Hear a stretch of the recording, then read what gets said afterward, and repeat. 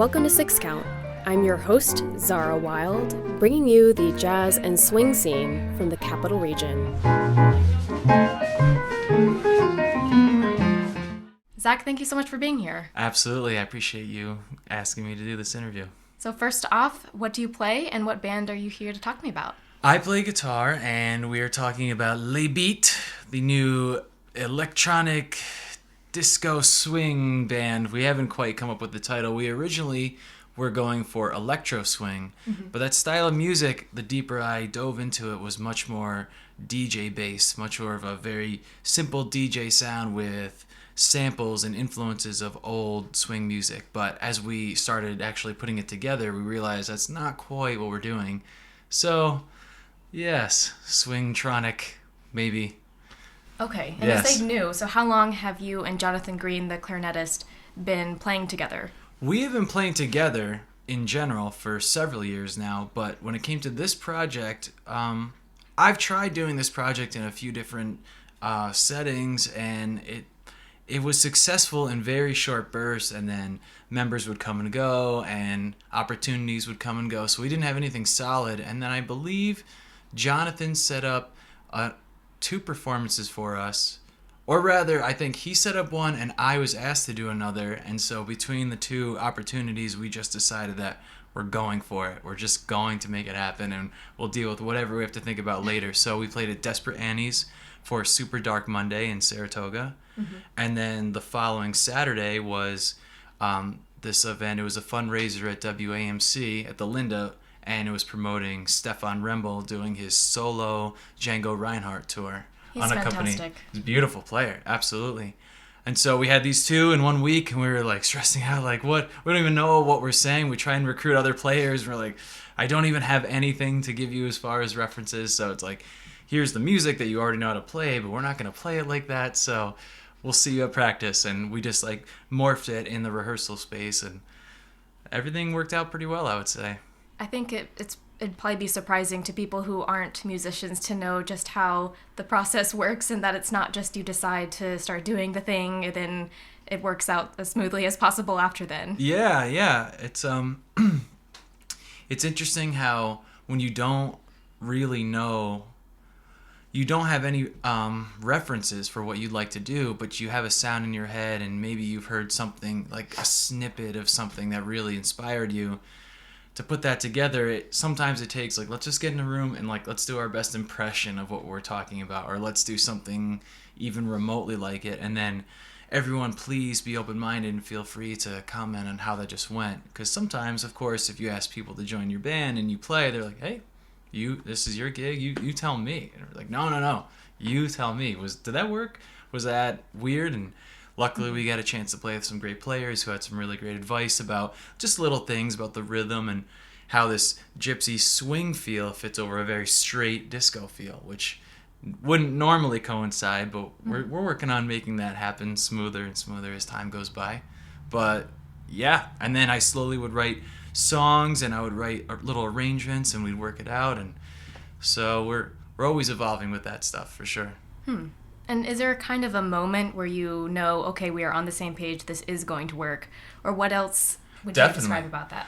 Oh, absolutely. There are moments where what's interesting about this band is it's very similar to a jazz setting in the sense that we are improvising, and we are not just improvising our solos and our melodies, but our arrangement ideas and different strategies to get the band to move differently. And so when that happens, we're on the same page, we're all smiling, we're like, yes, that was definitely good, let's not forget that. So in that regard, we never rehearse that stuff, but once we do find a few elements that work really well, or techniques that work well, we'll say, okay, stop, even at a rehearsal, stop, what was that, let's do it again.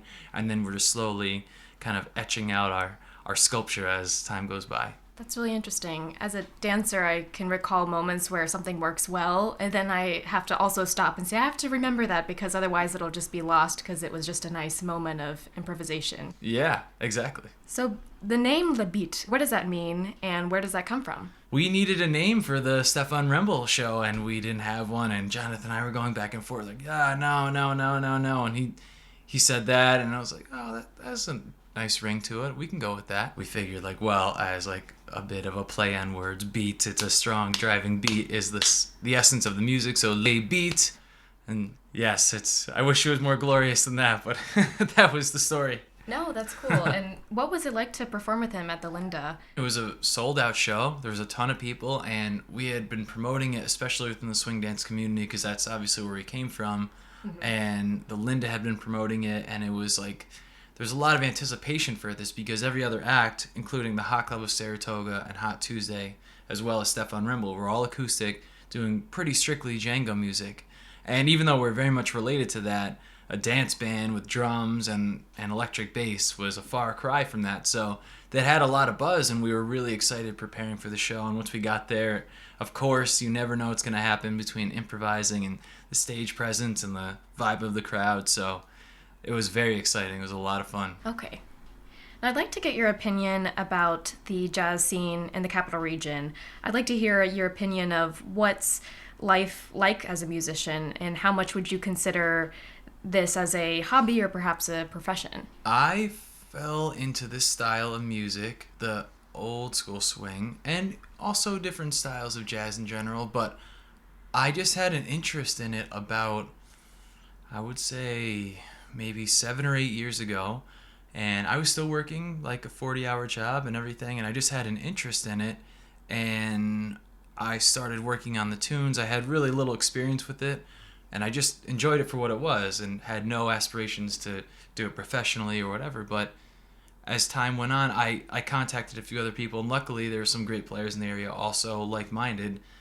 Jonathan was one of them. I didn't even know him at the time, but some of his bandmates I was able to connect with and just talk about it and consider jamming. And I played with the CC Vagabonds at the Troy Farmers Market, and those guys were on the same page, and we just sort of slowly assembled what we had at the time, and it was very successful. I can't explain it, but between private engagements and swing dances and club gigs and you name it, there was a lot of opportunities to play, and it started growing. And then of course other musicians book you to play that style in their ensemble, Brian Brundage and the Hot Club of Saratoga, and Dylan Perillo, the Useless Cans, and the Dylan Perillo Orchestra, and it just slowly started morphing into a busier and busier schedule. Mm-hmm. At the time, I decided to go to St. Rose and go back to school and get my music education degree, so it's funny how I was doing what a lot of musicians do in this area, which is, it's slow in the winter, and then it's busier in the summer, and just when I started St. Rose was about when all the swing was taking off, so it was like getting busier no matter what time of year. And that was really exciting. The scene itself was growing? I think so. I think so. I feel very lucky, and some of the other players that I work with, I feel like we just kind of caught this style at a good time when I think a lot of people were sick of entertainment that was maybe more predictable. When it comes to weddings, I can't even imagine a gypsy jazz band being the wedding band. That'll be at my wedding. Yeah, well, exactly. So many times I would play in the past, and it's like, of course, it's a wedding band playing top 40, and that's fun. Everyone's dancing, and, that's what you expect. And then that would pop up, or like, oh, we have this corporate event, and we normally have a DJ or a singer-songwriter, but we just want that vibe. And how many times I've heard, oh, we want the Flapper 1920 Speakeasy vibe, and we'd love to book you for that. And it just started popping up all over. And I feel very fortunate that I was right there when it started. And so a lot of opportunities came up that way. And since then, I've had a lot of annual gigs where people will message me, hey, let's do it again. And so I'm like locked into all these different scenes, and it's been great. Very nice. And so are you still working the 40-hour job, or does that mean, it sounds like you are quite busy now with the music? Yeah, well, since I don't work a standard 9-to-5 job anymore, I play exclusively, and then I teach private lessons. And I teach out of my apartment, and then I also go visit the students at their house. And I have found that I need to be involved in several different projects, regardless of the style. I play in a country band, a blues band. I still do wedding band stuff. I have a pop duo with a singer-songwriter. Of course, swing in its many different capacities. And it's like have 10, 12 different acts that you play with, and it keeps you busy in that regard. That's great to hear. Now, how would you compare the Capital Region to other places? Have you been able to travel around much as a musician? I've had some opportunities. I would say, so one thing that a lot of musicians, especially jazz musicians, have to encounter is the New York City thing. Mm-hmm. Do you go to New York? Do you try your best at making it? And I know people who have tried. I know people who have succeeded. I know people who have never tried. Obviously, there's many variations on that theme, but it's interesting. I feel like in New York, the level of musicianship is so high, and there's so many, as you would expect. There aren't, and having an opportunity to speak with other musicians, there aren't as many opportunities as there are players. So you can be a player of such a high caliber that's so skilled and, you know, so artistic and creative, and still it's just not, it's very difficult. Even there's Sweet Meg from Sweet Meg and the Wayfarers, and she's a great singer. She's very successful. She travels all over. But when I speak to her, if she's not playing almost every single night in the city, she feels like she's falling behind a little. And that's because it's incredibly competitive. And some of those musicians will actually come up here and do some really great work up here. And there's plenty of opportunities. I know everyone from drummers, saxophone players, guitar players, singers, you name it. They'll come up here. And of course, the scene is smaller just because we're not New York City, and that makes sense. And it's still very strong. I think a lot of times people will come up here thinking, oh, I'm just going to do like this simple, easy gig where people are not as good as the city, but it'll be okay. And they're almost always surprised at the level of the incredible musicians we have around here and all the opportunities. It's always a very pleasant surprise for them. And I find the same thing. You know, granted I have never lived in New York, and so I can't speak from firsthand experience, but just my experiences playing down there and meeting musicians and just trading stories, it seems to be like a very beautiful experience down there, but it seems to be a grind. And up here, you miss that a little bit. You know, you still work, of course. You have to play a lot of shows to stay active and to stay relevant and for people to know of you, but it's not as much of a scare, I would say. It seems to be. So that goes both ways. Some players say, oh, I really want to go down there and I want to get my butt kicked, and I don't care about all that. I just want to be the best I can. And that's definitely the place to go. Or LA, or there's plenty of places. Go to New Orleans, of course, you know, but I think all things considered, the level of musicianship in this area is very high, very well respected, and there's a lot of opportunities for a lot of players. So it's attracting players from all over. That's pretty cool. There seems to be that narrative, of course, that you have to carve out a successful career only in the major cities, but it's good to hear that you speak so positively of the Capital Region, especially when we seem to have this funny stereotype of small Albany, or, exactly. Oh, we're just the Capital Region where we can't compare ourselves to the city. Right. I know. I'm very pleased that it worked out that way. Yeah, you're totally right. It definitely seems to... So anyone would think, oh, anything besides an international city is settling, is what some would feel. And who knows to what degree that's true, but I do know that around here it's very pleasing, it's very fulfilling. We'll be right back with Six Count. I'm your host, Zara Wild. Stay with us.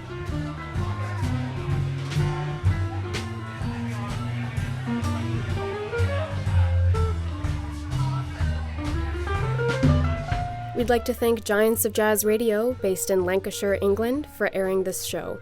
The station brings you the best in classic jazz, playing tracks from the 1940s through the 70s.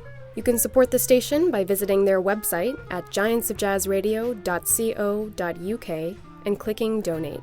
And now, back to the show. Which musicians have influenced you most throughout your career?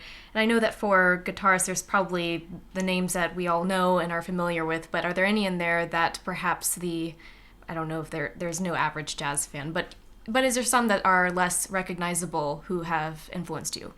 Well, I would say that, of course, when I first started getting jazz, I could list many names that everyone would know, between Miles Davis and Wes Montgomery and Joe Pass, John Coltrane, and all those names. But it was on such a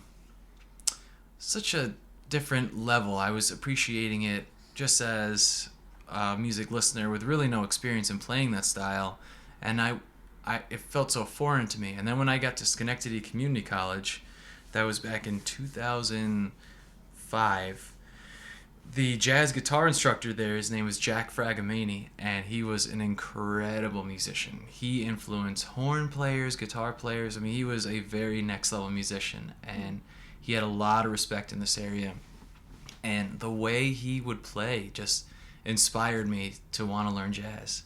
Whereas there'd be other times where I'd appreciate it, like I'd mentioned, some of those major players inspired me in some ways, and I'd go see jazz and I liked it, but I don't know, something never clicked as to really inspiring me to play. But Jack just had a certain voice, a certain way, a certain attitude and a sound, and he really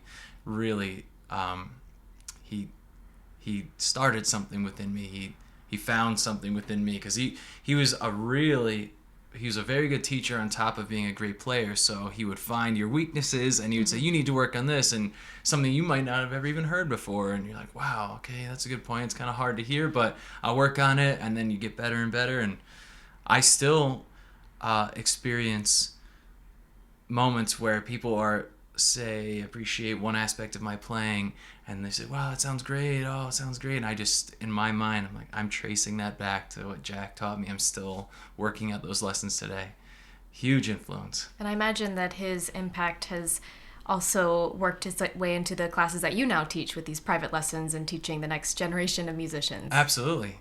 Yeah, he was very special to me, and many things about him still remain within me. Now, can you share about any particular moments when playing seemed to just transcend everything else, and that the music was perhaps everything that happened, and where you were just lost in the reverie of the moment? Can you describe where were you and what were you thinking? That's the moment that a lot of us live for, because, you know, playing music is such a mix between heart and mind, and sometimes they're out of proportion, and when it leans one way or the other, it might feel fulfilling in some regards, but you don't get this holistic sense of completeness, which is really what that elated point you're sort of referring to brings us. And so when those moments happen, they're so incredible, and you never see them coming. Maybe you feel great one day and you have a less than desirable gig, and maybe one day you don't feel that great and something so surprising happens.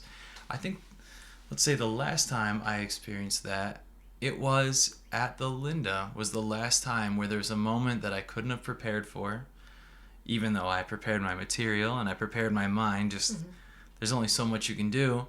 And I remember playing, and something happened where it was a little bit of a surprise, and of course it's a little scary because there's a lot of people, it's being recorded, this is a big event, and we were going with it, and we just caught a wave between Johnny and I in the rhythm section. We just found this moment that was so surprising, and we went with it. We all knew what to do with it, and it felt so good, and nothing else matters in that moment, and it's really cool. And that's what we play for. That's great. Now, if all goes exactly as planned with Le Beat, where do you see yourself in about 5 years? What will you guys be doing? Well, we talk about that from time to time, and we would like to take this on the road. We would like to tour with it. We have a feeling that there's a stronger appreciation for what we're doing in a European market. So we're thinking of going overseas with it, at least experimenting with that. And, you know, obviously due to the internet and all the different ways you can connect, you can sort of dip your toes in that water before you have to actually be there. So we have a new video coming out soon, and that will be one way we're going to promote ourselves for the next gigging season, but certainly for the next festival season next summer. And we would definitely like to see some movement around the country and possibly in Europe if possible, if that works out.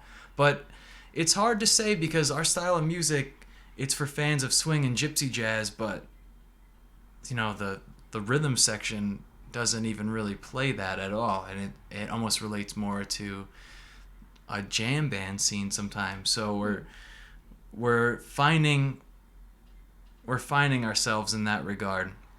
We would like to play some of those festivals next year, and we've spoken to a few bands that would like to collaborate. We would just like to see how that crowd reacts, and then of course a swing crowd and a mix of the two. And because it's a different thing that we're onto, we never really know where to go with it, but we would like to take every opportunity that comes our way and keep promoting ourselves, and we're working on a recording for next year. So we have some things we have to work out first, but I would love to take it on tour and see what I can see. Very exciting. And it sounds, too, a theme of what you've been saying is there has to be some flexibility, some oxygen in your creative process, and that you might be going in a completely different direction in a couple years' time. It's always possible. I mean, one of the fascinating things about being a musician, and it can be good, bad, otherwise, is the flexibility is so important. Because even on a scheduling day-to-day basis, you could be called for an opportunity that's great, and you were not prepared for that. Oh, I think I have nothing to do on Friday. Well, then suddenly there's a great opportunity on Friday, or next week, or next month. And that sort of lifestyle takes a very specific kind of personality. Some people don't like that vulnerability and that instability. But with Lay Beat, we have definitely been very open to any new opportunity that comes our way, and myself and Johnny and every other musician that I play with, that's definitely part of the package, where you have your set schedule, and then you're always open to change and always open to movement, and hopefully always in the forward direction. I know you've been just speaking to how the schedule can be spontaneous, but where can people hear your music, perhaps on a more weekly or monthly gig? I play with Mike Jenkins and the Fat Ties at the Speakeasy. He plays there every Thursday night, and he has a rotating cast of players. For Swing Night. The Swing Night, of course. I play at the Daily Grind the first Sunday of every month. I'm always playing the first Saturday of every month at the Troy Farmers Market with the swing band, the CC Vagabonds. Other regular events that you can catch me at would be the third Tuesday Gypsy Jazz Jam at the Ale House in Troy. Whatever comes up, it's one of those kinds of things. Very nice. And where can people access this information? Do you have a Facebook page that they can follow, or where would be the best place? Yes, Lay Beat has a page, and we update as often as we can with new media and our schedule, and everything we've done so far is all listed there. We definitely get back to anyone who is curious to ask questions or drop comments. We check the page regularly. Zach, thank you so much for being here. Thank you.